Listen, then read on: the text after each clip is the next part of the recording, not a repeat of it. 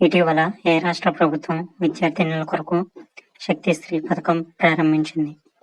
జవాబు: ఒడిషా.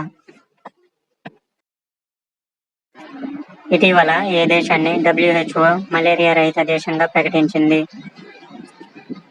జవాబు: సురినామ్. ఇటీవల ఏ దేశాన్ని WHO మలేరియా రహిత దేశంగా ప్రకటించింది? సురినామ్. రాష్ట్రంలోని అన్ని పాఠశాలల్లో ఉదయం అసెంబ్లీలో భగవద్గీత శ్లోకాల పారాయణం తప్పనిసరి చేసిన రాష్ట్రం? జవాబు: ఉత్తరాఖండ్.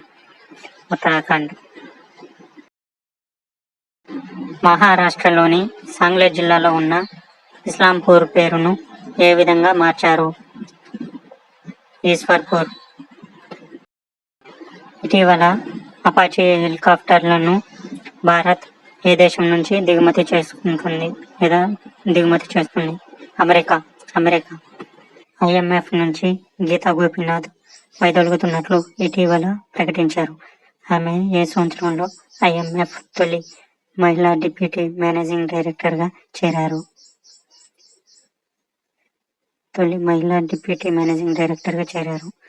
జవాబు: 2019. హెన్లీ పాస్పోర్ట్ సూచీ 2025లో భారత స్థానం?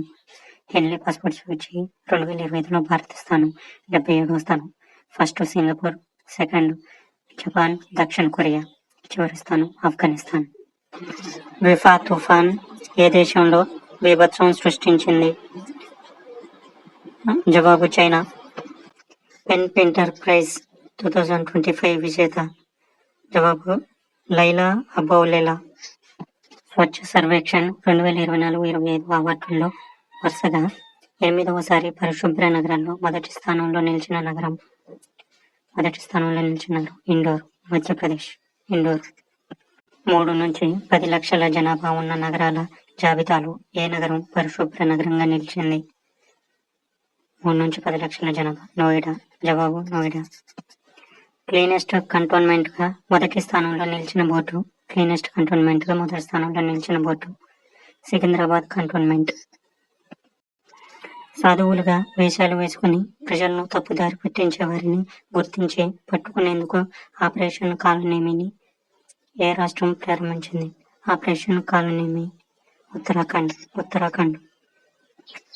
ఏనుగుల నుంచి ప్రజలు, పంటలు, ఆస్తులను కాపాడటానికి AI ఆధారిత కెమెరాను ఏర్పాటు చేసి దాని సహాయంతో వాటి కదలికలను గుర్తించి సమీప గ్రామాలను హెచ్చరించడానికి అస్సాం రాష్ట్రం ఏ కార్యక్రమాన్ని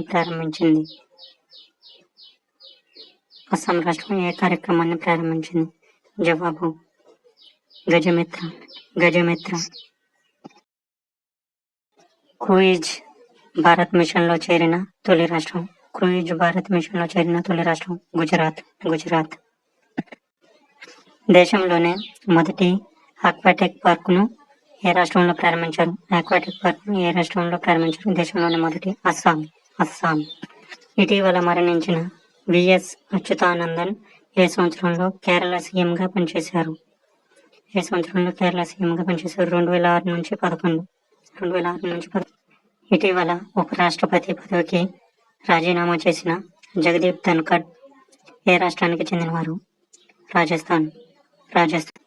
WHO ఏ దేశాన్ని ట్రకోమా రహిత దేశంగా ప్రకటించింది? WHO. Senegal. Believers dilemma Vajpayee and the Hindu rights path to power 1977-2018 పుస్తక రచయిత ఎవరు? Believers dilemma. Abhishek Chaudhary.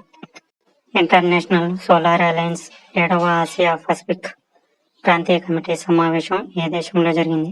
International solar alliance ప్రాంతీయ కమిటీ సమావేశం. జవాబు: శ్రీలంక. కార్బన్ డయాక్సైడ్ను సుక్రోజ్గా మార్చే పద్ధతిని ఏ దేశ శాస్త్రవేత్తలు